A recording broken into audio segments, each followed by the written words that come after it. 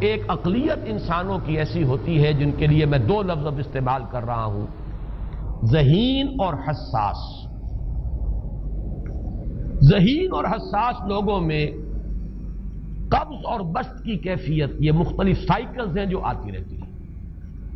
کبھی طبیعت میں پشمردگی ہے، دل بجھا ہوا سا ہے، کچھ نا امیدی سی ہے، خود اپنے اوپر اعتماد کی کمی محسوس ہو رہی ہے، مجھ میں صلاحیت نہیں ہے، میں کچھ نہیں کر سکتا، اب تک جو کچھ کیا اس کا بھی ہے، امنگ بھی ہے، امید بھی ہے، روشن پہلو نظر آ رہے ہیں۔ قبض کی کیفیت میں تاریک پہلو نظر آتے ہیں، مایوسی کے پہلو نظر آتے ہیں، پیسیمزم کی کیفیت، اور یہ جو بسط کی کیفیت ہے اس میں روشن پہلو۔ دیکھو یہ بھی تو ہے نا، آخر یہ بھی تو ہوا ہے، اور بھی ہو سکتا ہے، آخر اب تک میں نے یہ کام بھی تو کر لیا، آگے بھی مشکل آسان ہو سکتی ہے۔ یہ دو کیفیات ہیں قبض اور بسط کی، جن کو کہ صوفیاء کرام نے یہ اصطلاحات، یہ عنوان دیے، قبض اور بسط۔ جتنی انسان کے اندر حساسیت کی کیفیت زیادہ ہوگی، ذہانت زیادہ ہوگی، اتنا ہی یہ جو ویوز ہیں اس کی ایمپلیٹیوڈ زیادہ ہوتی ہے۔ کم ذہین انسان ہے، کم حساس ہے، آئیں گے تو صحیح ہے، لیکن یہ کہ وہ ویو جو ہے اس کا ایمپلیٹیوڈ جو ہے اس کے اندر اوپر اور نیچے کی کیفیت زیادہ نہیں ہوگی۔ لیکن جتنا یہ معاملہ بڑھتا ہے یہ جو ویو ہے اس کی ایمپلیٹیوڈ بڑھتا چلا جاتا ہے۔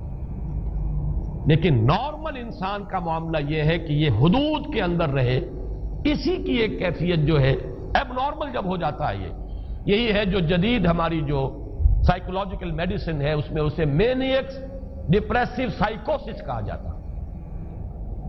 مایوسی ہوئی تو اتنی ہوئی کہ جیسے کمر ٹوٹ کر رہ گئی، اور اسی ڈپریشن میں ہوتی ہیں خودکشیاں، خودکشی کر جاتا ہے، ڈپریشن۔